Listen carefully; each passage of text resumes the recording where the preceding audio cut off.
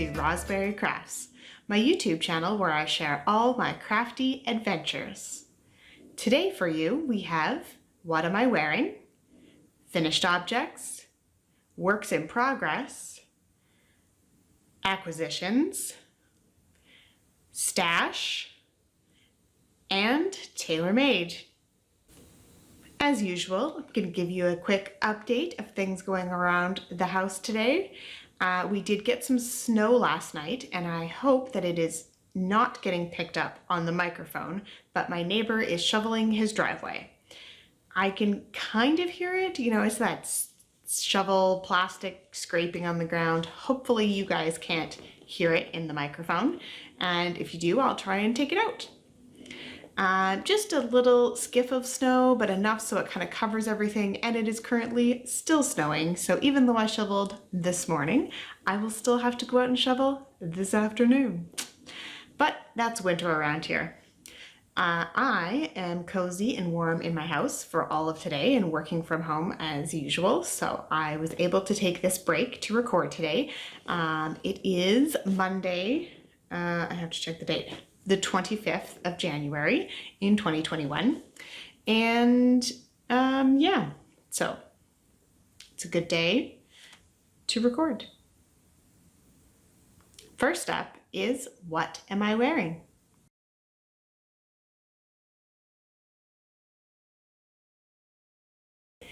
Today I am wearing the Apex shawl by Knox Mountain Knit Co., which are actually friends of mine. I don't know if they watch, but hello. They're also the ones that sell the shawl cuff that I was wearing. It's like the leather cuff that goes around your shawl and helps keep it in place. This pattern, oh, my tails are going the wrong way there. This pattern is based off of Knox Mountain, which is also what their company is named for. And so this is the Apex shawl in the Knox Fade colorway, but it has these wonderful kind of mountains at the bottom and beautiful lace that needs blocking, to be honest, but still looks great. This yarn is the Gauge Dye Works MCN fingering weight for the shawl size. Yeah, it's a huge skein because it's one strand that does this whole shawl. The MCN is merino cashmere nylon. I'll put it down below if I'm wrong, along with everything else I talk about. It is so soft. I love Gauge Dye Works. I would wear shawls all the time out of her yarn, which I have more of to knit, so I will wear more and I will knit more. They're great. Great, great, great. And her color, the color sense is just lovely. Yeah. Anyway, love Gauge Dye Works, love Knox Mountain Knit Co. Again, this is the Apex shawl. It hangs really nicely. The amount of increases you do, you get these nice long tails, so it hangs really nicely. I do find that I adjust a lot because I want to make sure that the center line is exactly going down the center. That is completely my little OCD thing that I do, but that's about it for What Am I Wearing? Next up is Finished Objects.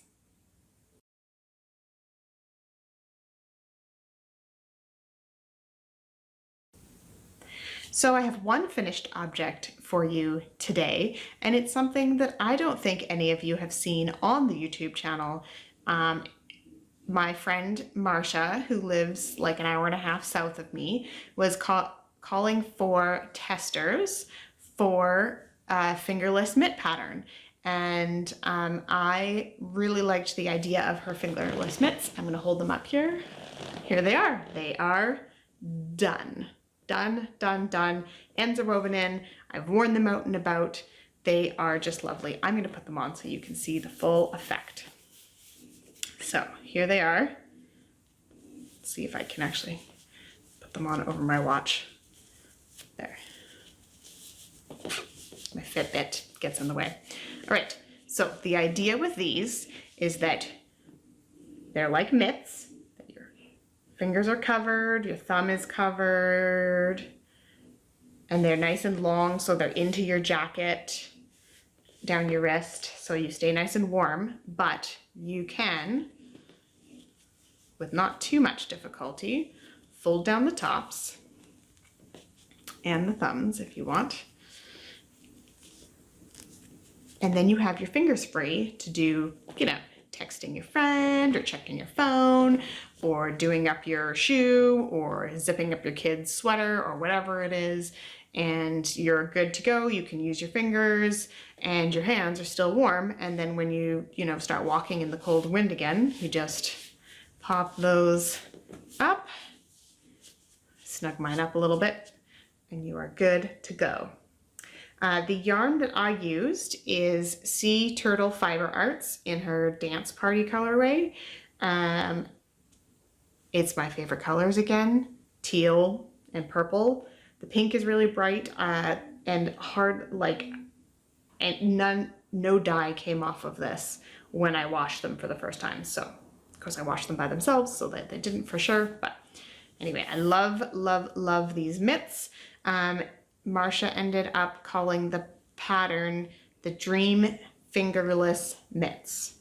So, and I really like how she did the thumb increases here, and it was like, honestly, the pattern was so easy to follow, and I think she'd even made some improvements after that, and like it was so easy to knit. They're super fun way to display some of your sock yarn that maybe you don't want on your feet. I mean, this colorway is so fun. I really didn't want socks out of it. I did start knitting a pair of socks out of it, which is probably why it was balled up and ready to go and was a good choice for these mitts. But I didn't like how it was pooling, but I love how this pooled. So these are the Dream Fingerless Mitts. And as the pattern is out, it was a test knit that I did, but the pattern is now out, so I am super excited about that. Next, onto works in progress.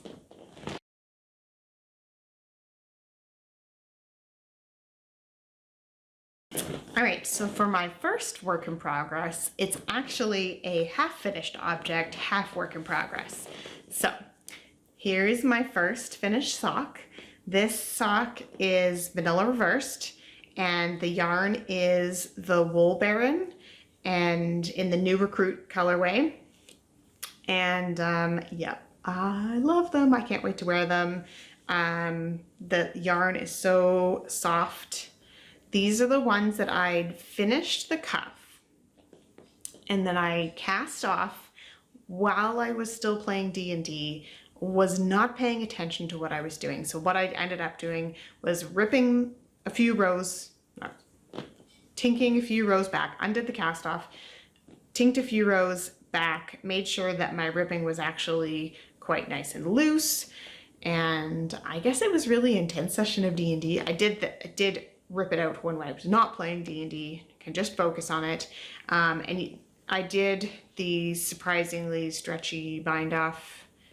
Just a tutorial on Very Pink Knits, but I do really like this for socks. It looks funny right now because it's all kind of like wobbly and stuff, but when it's on your leg, it doesn't look funny at all. So I'm super excited. Another pair of socks for me. And I'm like 2/3 of the way through the foot on this one. I don't know, let's measure. Let's measure live while we're going here. Yeah. Few more stripes and then I'll be ready to start the heel. I did start, basically just started where I left off, so they will not be identical. You can see this has got a blue toe, this one's got a gray toe, but I'm fine with that. It doesn't really bother me if they're significantly different. If they're like 2 rows off and they're just like a little bit jogged, that really bothers me. But when they're like completely different like that, I kind of find that fun. So that's fine with me. And then I get to use like all of the yarn. So that is those socks. I think I talked about everything. These are my TV knitting right now. I really want to finish them. Also, I really need to finish them before February the 7th, because then I can enter them in my pigskin party, which is the Down Cellar Studio is hosting the pigskin party, which the last day is the Super Bowl. I think she does give you to the Monday to kind of like take photos and enter everything in. But that will be the end of the knit along. And you'll see the other projects that I've started, I don't think I'm going to finish them in time. So if I really want to finish these so that I get one more project for my pigskin party, put those down. And moving on to my other socks. I think this is the right bag. Yep, this is the right bag. These are my Twinkle Socks. This was my Christmas Eve cast on. Oh my goodness, yarn everywhere. And I am going to be doing a afterthought heel for these, which is what's called for in the pattern. So I have just passed the spot where the heel is, but I am doing these identical because that is how the yarn is put together. So you get identical socks out of these, and they are like right on, perfectly identical. I'm super excited. You can see barely, you can see this teal and purple. I used a little bit from my knits, the leftover yarn. I put in scrap yarn for the, where I'm gonna put the afterthought heel. I find that's easier for me. If I put in the scrap yarn, I can pick up the stitches and go a lot easier than if I just cut the yarn and pop some stitches out. I just like the look of that better. So there's the heel, and now I'm just going to be working up the leg as far as I want to go. And then, and I think you do, not to give away too much because it is a paid pattern, you do a bit of increasing and then the color work section.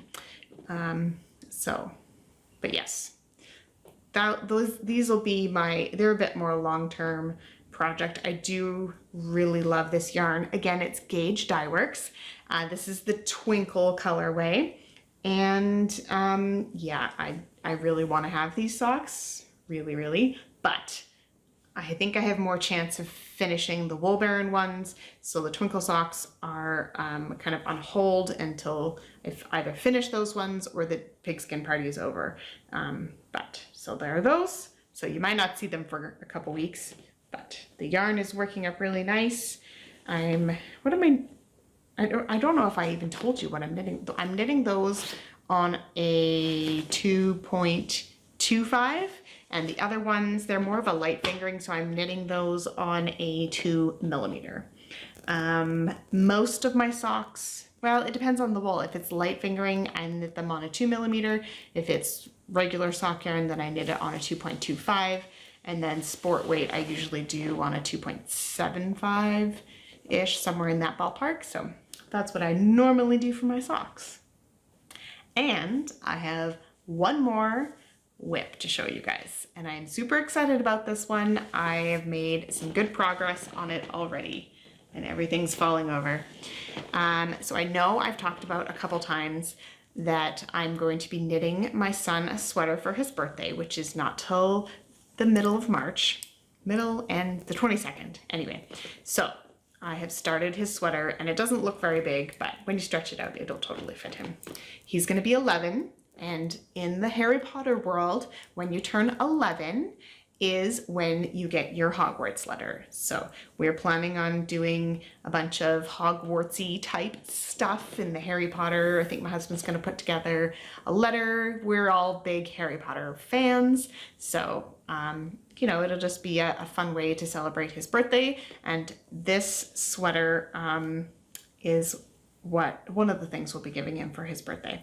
I'm sure we'll give him other stuff too, because, you know, there's video games and stuff. But so this pattern is the Mrs. Weasley sweater, and I forget who it's by, but I will link it down below. And it's out of the official knitting book. Oh, I can't even remember the name of the book. I'll put the name of the book and the designer of this pattern and the person who put together the book all below. It's an amazing, amazing book. The photography is great. There's some really cool patterns. Some like more like this one, where it's like a copy of things that were used in the movie. And then there's more, you know, just like a little, like there's nods to what it is and make a nice knitted object that kind of, if somebody knew what it was, they'd be like, oh, that's the thing from Harry Potter. So really nice book. And actually she's just put out a Star Wars book as well, Knitting the Galaxy. So I'm pre-ordered that one, so I'm very excited. We're also big Star Wars fans. Well, my husband is, I'm not so much, but yeah, so I've made some really good progress on this sweater. Getting back to this sweater.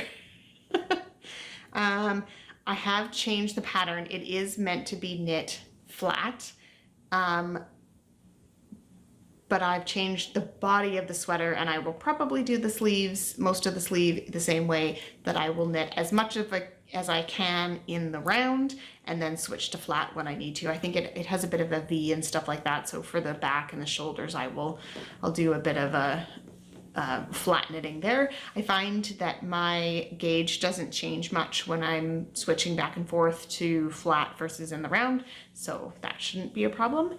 And yeah, and I love this color. I don't know if it's turning out right, but it's a really deep blue. He's in the house Ravenclaw. If you don't know about Harry Potter, I'm sorry, I'm not going to explain it all, but it's blue with like a silvery gold is the accent color. So he's going to have a blue sweater, and there's a letter C for Cooper on the front of it. So that is making good progress. And he hasn't asked about it yet because he doesn't usually ask about my day knit. So I think I'll be able to get away with it, at least until it's closer to being done, and then I might have to only knit on it when he's not around. But for now, it's working away good. It's good movie and TV knitting because it's worsted weight. I can just blow through it. I didn't even tell you what it was. The yarn is Knit Picks Swish in the worsted, which is 100% wool, but it's like, it's really soft, and it's got a good spring to it, but it also feels like it has a bit of nylon or something in it to give it that strength. Anyway, I really like the swish, and it's gonna be good for him because it's not scratchy at all. Like, it's very soft. He's not gonna even, you know, notice that he's wearing it. So, and it's also light. Sometimes in a worsted weight, when you're wearing like a whole worsted weight sweater, you could feel it, not that it's heavy, but you can feel that it's on you. And this wool feels very light. I'm just really pleased with it. And also it's cost effective for a whole sweater. I am making the sweater a size bigger than what I was originally thinking, because I was thinking, well, he can wear it longer the bigger that I make it. And he just had a growth spurt, so I want to make sure that he is going to be able to wear it for at least a year, because, you know, kids, they grow, and it's just how it goes. So yeah, I'm super excited about that sweater, and just working away on that. That's it for works in progress. Next up is acquisitions.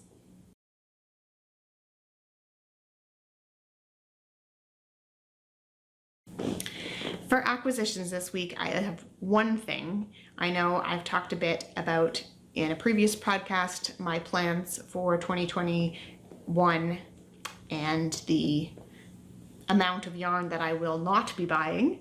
And I will talk about that more closer to the end of the show. But for right now, I ordered myself a book for Christmas that my kids gave me for Christmas, but I ordered it because I knew what I wanted, and I just dropped a hint to my daughter that I wanted this book, and then I ordered it, and then I told my husband that I ordered it, and then it didn't come before Christmas because the postal service and whatever, and that was no big deal because I knew that it would be here eventually.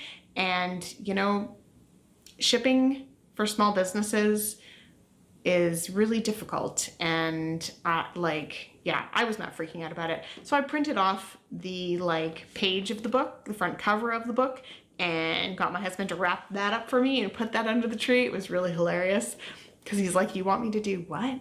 Like, just do it. The kids need to see me open something, right? And with this particular book, you also get the ebook, which is available on Ravelry or Etsy. Let's see, on Ravelry, you can buy just the ebook, but if you go to Etsy, you can buy the ebook with the physical book, which is what it did. Okay, I'm gonna get to all the details right now because I'm confusing everybody, I'm sure. So this is the book. So it's Cowls, a colorwork source book and patterns inspired by Persia by Mina Phillip, who is the Knitting Expat Designs. I mean, the paper of the book is beautiful. The pictures that she's included in here are just amazing. Like, I don't want to give away any of the pattern stuff, but like, yeah, just an amazing book. She spent like basically a whole year designing all these cowls, and she's done an excellent job. So I would highly recommend this book. I haven't even knit anything out of it yet, and even just to have it for my library, I'm just so excited, and I can't stop flipping through it. I've kept it on my table next to my chair, and I just keep looking at it. That's her daughter, by the way. Super cute. So Mina Phillips has a video cast as well on YouTube called The Knitting Expat. And then she sells all her designs, and she sells some of her like watercolor artwork, and just a beautiful, beautiful maker. And you should definitely check out her stuff. So all of these cowls are available to knit in any gauge, and then there's two different ways to knit them. So you can knit like the tube that goes over your head, and then you can also knit the like skinny tube that kind of turns into a scarf, and you can connect it up. So it's hard to see on the front here, yeah. So that's why she calls it a source book and patterns, because you can knit it just as the pattern is, but she also gives you the descriptions on how to modify it so that it's for any gauge or any way you want to knit it, or to incorporate the patterns in to however you want. And I really want to cast something on for this, but I can't decide what. That's my other drawback here, is that there's so many beautiful patterns. I want to knit them all, and I want to knit them right now, but I already have works in progress and other things that keep popping up. But really enjoyed this book so far, and I'm thinking that you'll see it in the near future because I will have cast something on. And that is it for acquisitions. Nope, that's not it for acquisitions. My bad. And it's going to be hard to show you, so I'll put in a picture. But I bought some wool running shoes. Okay, now it sounds really weird. They're like slip-on shoes. I'm gonna put in a picture if I can get a decent picture of them. They are made by Sketcher, and they are a woven wool. And so the bottom is like a regular running shoe bottom, and they are slip-on running shoes, and they are my new in-the-house slippers, and I absolutely love them.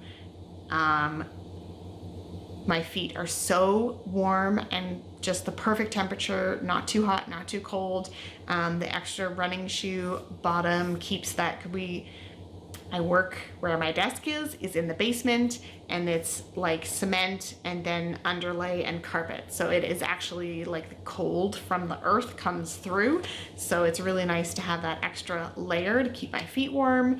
I can literally run around the house cleaning stuff up and doing the laundry and making dinner, and I feel like I'm wearing shoes. I know there's a lot of Americans that wear shoes all the time, but here in Canada, generally you wear your socks or like a soft slipper in the house. You don't wear shoes in the house.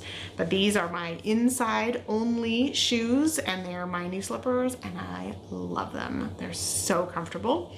They were so comfortable, in fact, that I went to buy another pair and they're sold out. So I'll have to do a bit of searching around and see if I can find another pair, because I love these. And anytime I love something like this, they tend to change it. So I want to buy like 2 more pairs so I can just wear them forever. That's about it for me.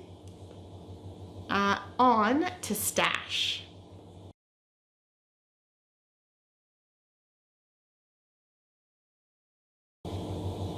So this last segment in the podcast is going to be about my stash and the current state of it.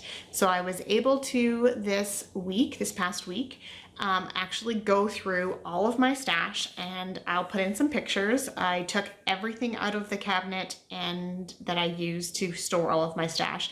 And I do have a couple overflow bins, so I pulled those out too, and I went through everything. I didn't go through like all my needles and patterns and all that kind of stuff, but I went through everything that I have. I made sure it was all cataloged properly. I took pictures of stuff that didn't have pictures on it. I put a bunch of stuff into Ravelry that I was missing that I bought recently, and everything is 100% completely updated. And I would pull out my iPad here and read you the numbers, so we have a record of what I have in my stash. Okay. Are you ready? I have 348 skeins of yarn. And I'm going to read out all of them. And I'm sorry I'm not looking at the camera, but I have to read them from here.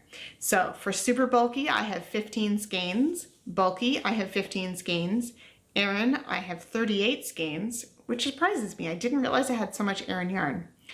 Worsted, I have 68 skeins. DK, I have 26. Sport, I have 15, which is, I think, all sock yarn. Fingering, I have 153, which at least 100 are sock yarn, I'm sure. And then I have light fingering, I have 13, and lace, I have 5, which I think all of them are mohair, because I don't normally knit with lace, but I think the mohair classifies as lace. So that is the 348 skeins of yarn that are currently in my house. And there are some partials in there, but it all adds up to 69,652.3 meters. So that is my current total stash. And yes, I do have this in a spreadsheet because I love spreadsheets. My goal by the end of 2021 is to get down to 62,000 meters. So that's 62 kilometers. So on average, I looked it up, on average over the past couple years, I've knit 7,600 meters of yarn. So it's not unheard of that I will be able to meet that goal. However, so this is where the whole buying yarn, not buying yarn comes in. So if I purchase any yarn, that means that I need to knit more in the year to make sure that I stay down to the 62,000 meters, which is fine. I just need to know where I'm at. So another reason to love Ravelry is that I can keep track of all my projects, how much I've used, how much I have left, all of that kind of stuff. It's all the information is in there. And it's also an easy way to search for patterns with the yarn you already have and all that kind of stuff. Now I will say I do have a bin of scraps, and they're literally like less than 5 grams each. They are really just the tail end of something. I don't even know what my plan is with those. I often just pull a little bit out for whatever I need. I do have that, and that is not, I do not count that towards my stash, just because it's a lot of little bits of ends and whatnot. And you know, I just don't count it towards my stash. I do have some partial skeins, but they're usually like a significant amount that I would use in a project. I would weigh it and know how much is left, and I would use it in a project versus just like scrap yarn when I need to tie off the sleeves for a sweater or something. So yeah, that is my goal. I am well on my way with a sweater for Cooper. I've gotten quite a few things finished already this year, so that's definitely going to help my numbers. But that is my goal, is to get down to 62,000. In past years, I have knit up to 10,000 meters, over 10,000 meters in a year. So it's not impossible that there could be some purchases of yarn if I knit more. So, and I think the whole point of this, like there's no consequences if I end up at 65,000 or 70,000 or whatever. Like at the end of the day, it's not making me unhappy to have all of this yarn. And that was one of the things that I noticed going through all of it. I either have a plan for what I want to do with it, or I really love the yarn still. So it's not like my stash is full of stuff where I'm like, oh, I don't know if I like this. I love all of it, and I have a purpose for a lot of it, and I just have to get to it. So that's where the like finding joy in your stash, which is a knit along, year-long knit along from Hand Me My Knitting, who's also here on YouTube. Sam had this idea to, reduce her intake of things coming into her house, which is an awesome idea. But it stems from finding joy in the things you already have instead of acquiring new things when you already have something that you love and you want to knit with. So that is also the place that I'm coming from. If I see something that I really love and I, have some great ideas for it, then I might just purchase it. I'm gonna not prohibit myself from purchasing things. I just want to make sure that I also remember that I have a beautiful stash of many things that I want to knit that I would like to get to at some point. So that is that. I think I've rambled on enough for one day. I don't know. Is that enough? Is that enough?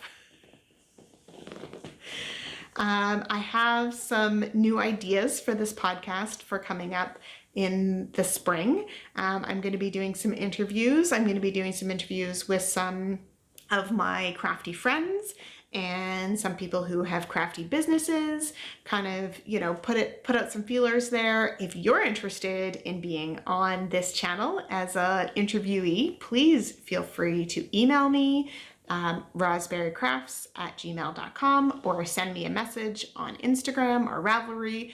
I would love to have a little series of interviews, just short interviews that I can tack onto the episode. Doesn't have to be something super long. I just love hearing people's knitting stories. So, how you started knitting, some terrible disaster of a project, the never-ending project, whatever it is, I would love to hear about it, and I'm sure you guys would too. So that is things coming up for the future.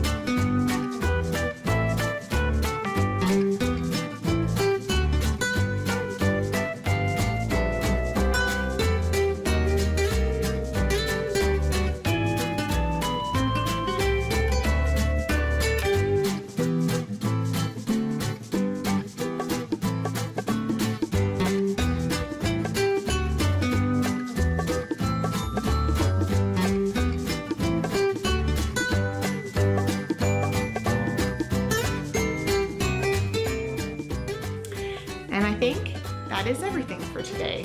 So thanks for watching and have a great day.